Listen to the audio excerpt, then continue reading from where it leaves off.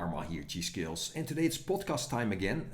Today we're talking about skills, but before we start there's a couple of things going on now. Yeah, we have so many reasons to celebrate today. Yeah, that's celebration time. Today we're celebrating 16 years of marriage. Wow, 16 years.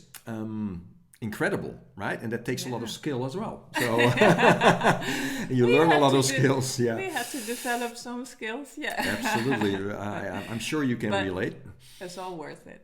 Yeah. Absolutely. And now we're sitting here podcasting, so that's very cool. And on that note, it's our. Oh no! First, it's your birthday tomorrow, and that's the day when we're gonna release this podcast. Yeah. So. It's another celebration. So it could be that when you see this, it's my birthday. Yeah, and then a great one today, or this is the 25th podcast that we're recording. 25. Wow, incredible. Yeah. So that's an achievement, right? Oh, absolutely. And very enjoyable. Yeah, it's great to do this, and we learn a lot from it as well. So, and that builds skill. It also builds all sorts of skills to talking to a mic in a camera, it's incredible. Yeah, and so today it's about skills. So last time we were talking about Chi. Yeah. This time about skills, and as we are Chi skills, it just fits. That just makes sense, doesn't it? And skills is what we're all about. So. Yeah, and you had a great story with your teacher about skills. Yeah, well.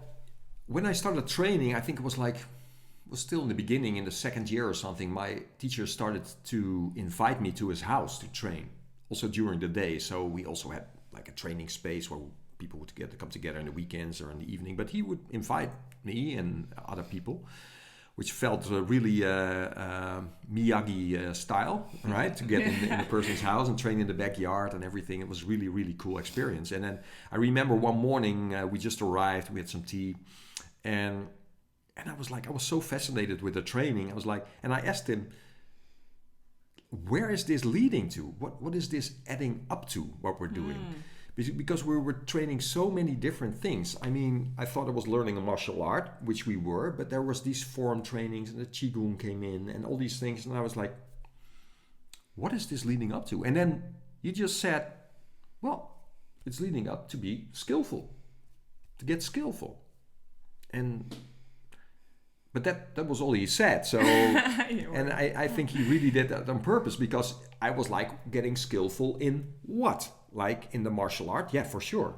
Yeah. Skillful in the Qigong? Yeah, for sure. But we were also talking about Taoism and things like that. So it was, I think, his way of saying, you figure that out yourself, right? Because it's not per se the skill in the thing you're training, but the skill you develop over yourself as a human being, as a person, right? So I remember growing up being really fascinated with people who could actually do things, right? I always, musicians, artists, craftspeople, dancing, people who had a skill, who could show something, look what I can do, right? Because It took effort, of course, to get such a skill, and in this effort there was something, I think, very honest or something. Yeah. If you know what I mean. Yeah, and especially with artists or dancers, it's really in the moment performance. Performance in the moment, right? And sometimes under pressure, or on thing. And can you move yourself out of the way while performing something?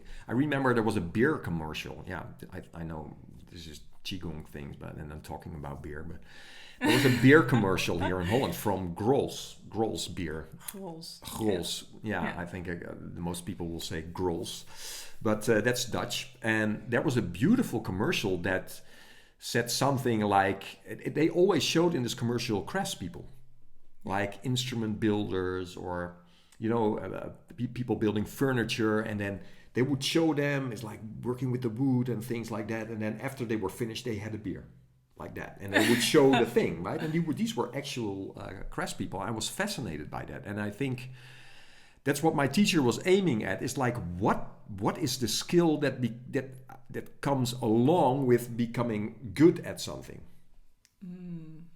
Yeah. What's the byproduct? Exactly. Right. So. Yeah. And what's the byproduct? That's interesting. Well. I mean, the skill is nice, but what does the skill lead up to? Yeah.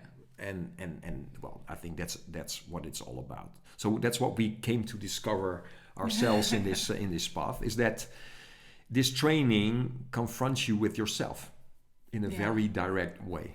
Yeah, absolutely. It's something that you learn along the way, is self-discovery. And I think you don't necessarily learn these things in school, although you learn them by living as well, but not very consciously.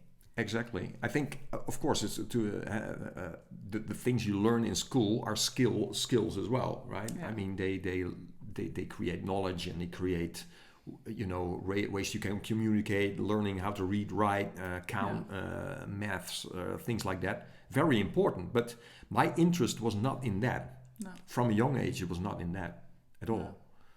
I mean, not in like, okay, that's my, it's that's more of the brain. Yeah. And that brings me back to the first stages of training that I had were pretty gruesome, you could say, in the sense is that my teacher the first thing he taught me was standing practice, and he said, well, this is what you're going to do, right? Daily, every day you're going to stand.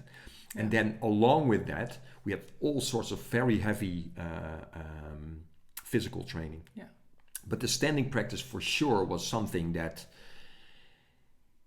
I mean, you get so confronted with yourself, setting yourself still while your inner is just like constantly in a struggle. I mean, that's like putting a microscope on yourself on every level. Yeah. And the resistance that can come, the physical resistance, but also the emotional resistance, the mental resistance that's there. So you can say that you start with a physical training, but you're soon discover that it's not just a physical training. Exactly. And that it's actually building something else. Yeah, it's building something else for sure. And I think you can explain that to people at the beginning, but that's not, they have to experience it, right? Yeah. Absolutely. And it's and every challenge that you will go through, you will train more than just physical. It's you cannot detach those things from one another. Yeah. But what my teacher was trying to achieve here is that it was not only about building a strong open body, but it was more like, can you travel in your body and know your body in a way that you never knew before? Because you were so locked into your brain, in that part of the brain, the small part of your brain, that you actually lose contact with your body. Yeah.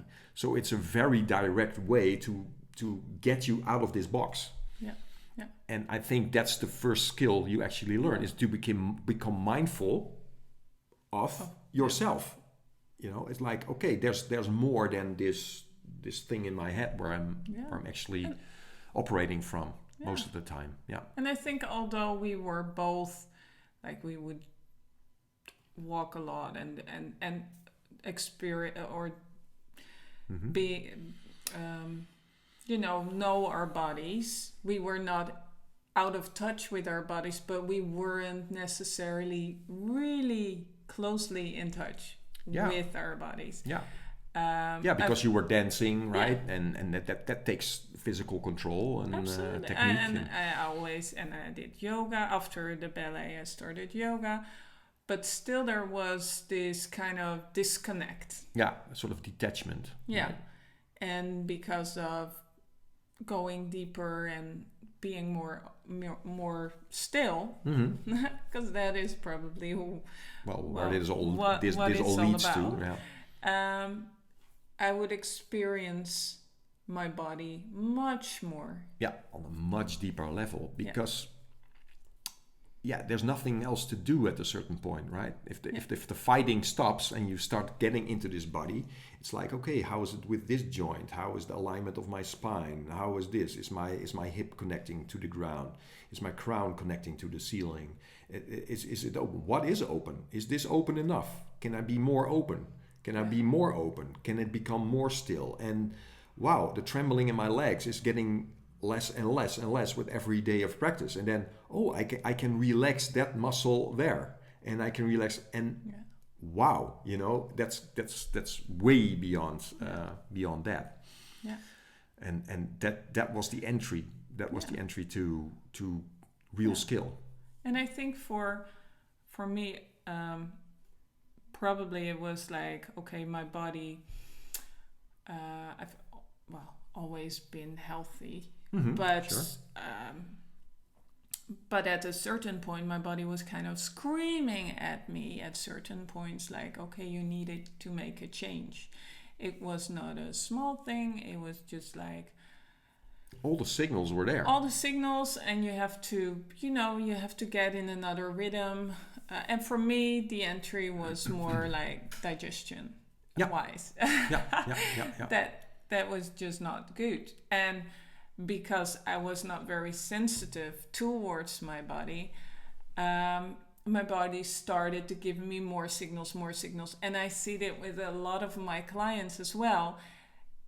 Their whole system is screaming at them for change. At some even at a point that they're burnout and cannot even lift a finger, because all the elements, everything is just boom. Kind of just collapsed, right?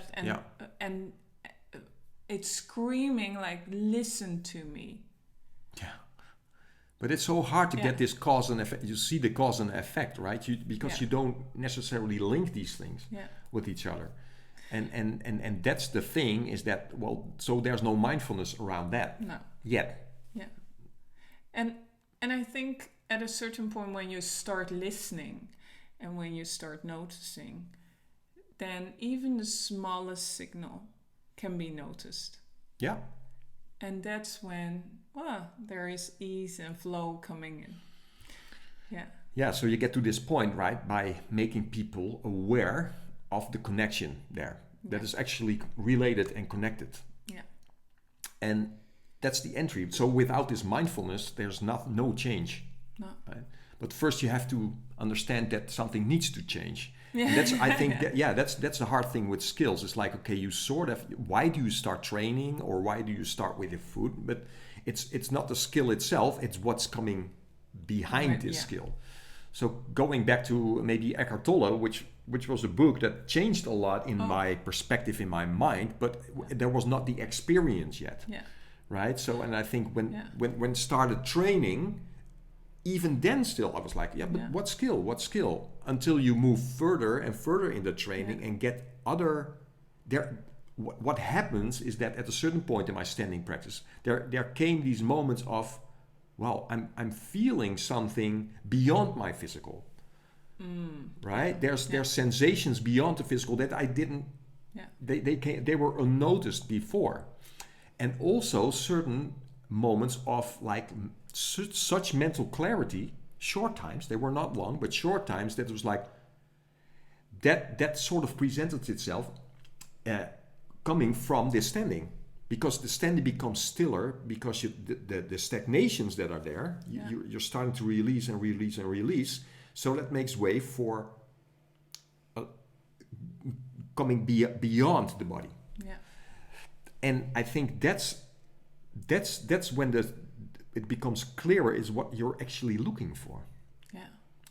And to build up on that, what the good thing was, when I started with food,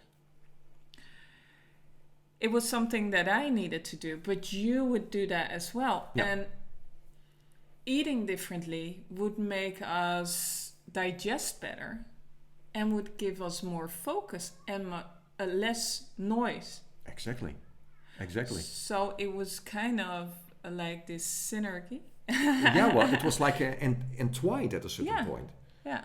So and since my teacher in the beginning already said, it's like, well, if you just start this training, you will notice that some things you are gonna change diet, you're gonna change this, you're gonna change lifestyle, and I'm like, wow, yeah, I was not against that, but I was like, okay, I was already thinking that, well, a lot of that was okay, but once we started with that journey combined with the training, wow. So what does that do? I mean, your concentration becomes much stronger in your training, and there's less up and down in the energy during the week, right? It would be like bang, high up, and then boom, like that. So that sort of had, and well, I think at a certain point it was really low, But once this started happening with the training and that came in, you feel, oh, there's more highs now, but you're not skillful yet. So you might do something that you're not aware of, and there's a dip, right? So what first is this searching, and is this wave, right, going high and low, becomes stabler and stabler. So everything that you're experiencing in the training starts to stabilize as well. So it becomes easier to move beyond the body. It's like, okay, this is a still body, and my body would change. So that supported more stillness as well. But I do. I have the same experience that first you have these moments of stillness, and I think I did a meditation course actually with you, and that really got me onto another level of mindfulness. But then you kind of have it on the moments that you train. So I would sit in the morning, as I still do. I sit in the morning, I do my meditation, and that's the moment when it's easy, because you're sitting there, you're on your own, and it's easy to get in that. You know how to get there. But then you're in this party, and there's all these things happening, or at work, even a in better situations, example. right? And then it's, at first you're not in that space. No. And to get that same kind of feeling in those situations, that's where the practice comes in. Absolutely. I mean, I think even connecting just with the body in such a situation like that, just connecting with, hey, how's my openness? Do I have a connection with my body when I move into a space with other people, or I mean, that started to happen. Right. So it's like for you train a skill, but it moves into real life, and that's of course where it counts. Right. So you're becoming more and more aware of where this training actually is leading to, and I think that's important. Because you can have like a picture of it. It's like that could be it, but that might not be the experience yet, and that's a different thing. And so, but it became more and more my quest to follow this stillness, this space feeling, because the physical body starts to open. There's more space. That you're getting more in touch with the energy feeling. Oh, that's more space, right? And then you feel, oh, the mind expands with that, and then you have these moments of such pure clarity. That becomes the path. And where at first it's like, oh no, we're focusing on this physical, and then we're focusing on that. No, that all of that starts to sort of support this quest for this stillness and being present and everything. And then it's sort of shifted, right? And then around that time that became more clear, I went to Mark Rasmus, and at the end of the first training I had with him, the day we would leave, you were there as well, on Koh Phangan in Thailand, beautiful Koh Phangan, on the island. we had a day of training. The day we left, he said, in the morning we can still do some training. So we did some training. And after the training, I was like, okay, so can we Skype, or how can I reach you? And he's like, no, I don't do that. But you can ask a question. I will make a video, or I'll send an email, or okay, that's fine. But he looked at me. He was like, no, but the things you're looking for are eyes of a hawk and a large mental space. That's what you're looking for. So when coming back to the hotel, I immediately wrote that down in my journaling. I was like, and I sometimes still grabbed that little book, with all the notes of the training. I'm like, that became the thing, because he knew what I was looking for. Yeah. Because he was like a couple of more steps up on the escalator, you could say. He knew what I was looking for, and that's where it all started to come together. I was like, okay, so if that is true, all of the training should lead to that point. It's like Eyes of a Hawk, which I translate as being a concentrated, present person, right? I mean, the eyes of a hawk represent being present. The spirit is there, right? But the large mental space is the result of training. Yeah. Being present is a large mental space. It's not a contracted mental space. No. It's a large mental space. Yeah. And what does that do? It brings you into the present moment. And these two, they help each other, you could say. Yeah, absolutely. So you're becoming more and more aware of what is this skill, all these skills that we're doing leading up to. Yeah. Instead of being a great martial artist or, that's all fine, but this is way more important. Yeah, yeah. It supports that, right? Great. Yeah. So that's something that became my beacon, you could say. And that became the things we're teaching. Absolutely. Yeah. Yeah, and I see that with me as well when I start with clients getting into their food journey. It's what I don't necessarily... Well, you need to start with a foundation, but the first exercise, and I've said it many times before, is the journal. And why is a journal so important? Is to understand yourself, to be mindful, to really be mindful about what you're eating and what it does to you. Exactly. This mindful state that you can take a little bit of distance and then connect the dots. It's like, oh, that's what I'm doing. What does it make you feel? Maybe for me, that's the most important one. Totally. What does the food do to you? Yeah. How does it make you feel in your body? What does it do to your emotions? And when people first come to me, they don't relate food to their state of being. Yeah. So they cannot see that they're sort of sustaining their own disbalance, right? Yeah.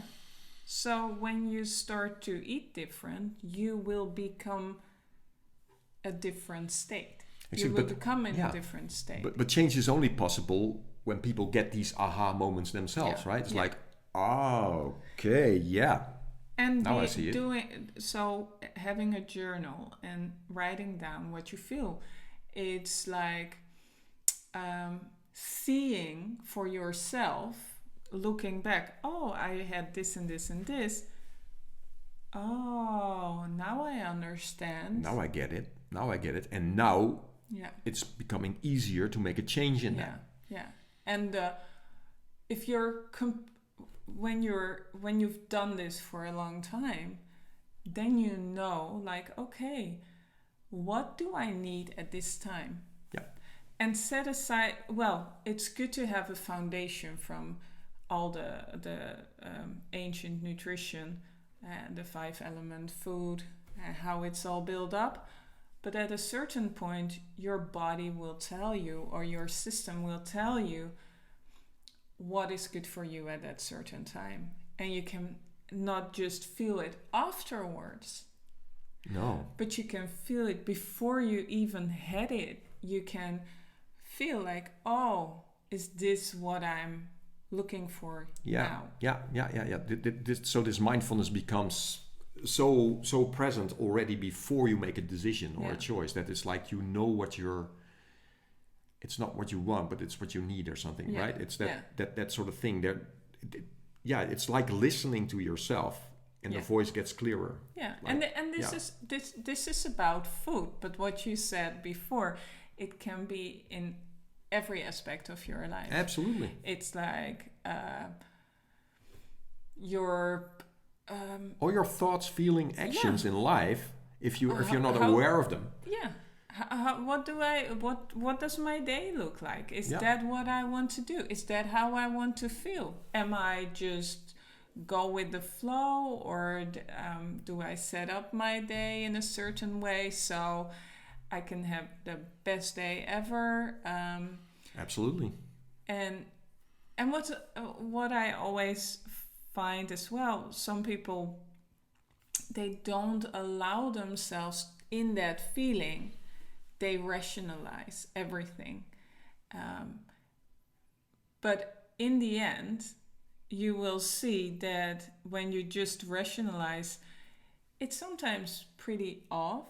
I mean, you need to build upon a certain things that you've learned. Yeah, sort of foundation, you could say. Yeah. Yeah, but then at a certain point, the feeling part needs to come in. It's all in the experience. If there's no experience, you might be, I don't know the word for that, but I mean, you could be fooling yourself, really. But people don't know, right? So you have to make them aware of them. It's like, well, you can actually feel what food is doing for you, right? Yeah. Oh, okay. So, and I think that the thing of making a journal is so important in Qigong and Tai Chi training as well, because that becomes your own it becomes your manual. Yeah. Because you can look back, it's like you see these changes because you became so mindful of everything that this feeling and that thing and that thought, and so important, because without that the change is not possible. In Hermetics, the first thing you do, the first lesson is observing and the coming and going of thoughts and feelings and physical things, because if without that change is not possible. But before people want to even change, right? So that's the thing. I mean, so what is the ultimate skill? I think is mindfulness, because it all starts there, right? But that leads up to something. It doesn't stop there. It leads up to being present. Yeah. And I think that's what we're all. And then it will present, and then you can have a choice. Do I want to do those things that I feel are not good for me? Do I want to stay in that toxic relationship? Do I want to eat the things that maybe I've learned from the past is my comfort food, but it's not really? Or do I not want to do that and go, but also go into the unknown? So it needs to build up. And then you see, and what I always love to see, and I've seen it with us, but also with our students, that when they train for a longer time, or some even in a short time, that they change their lives. Some people, they decide, I don't want to do this job anymore. Relationships, or they get a new relationship, lifestyle changes, radical lifestyle changes, moving house. There's so many things that come out of this mindfulness, and it's like guiding people in that process and helping people in that process is just most beautiful thing. It's the best, it's the best. And so I think the ultimate skill, mindfulness, leading up to alignment, I guess. Alignment with yourself, knowing yourself, purpose, knowing your thoughts, right? Knowing your feelings, and being able to, am I going to touch that or not, right? Is this a thought that helps me? Is this a thought that is it constructive, destructive? You have distance, you can make a choice if you go along with that. And that will absolutely change your life. And that's what we're all about. On all these levels. So, great. Wow, that was it. The 25th podcast. 25th podcast. Well, I hope you like it. I hope there was something in it for you. Like and subscribe. And we'll sure be making more. Absolutely. Thank you too. Up for the next 25. Absolutely. Okay. Bye.